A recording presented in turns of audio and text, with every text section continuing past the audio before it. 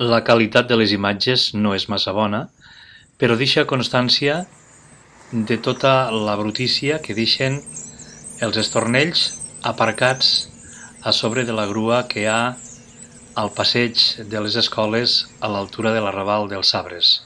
Les imatges parlen per si soles.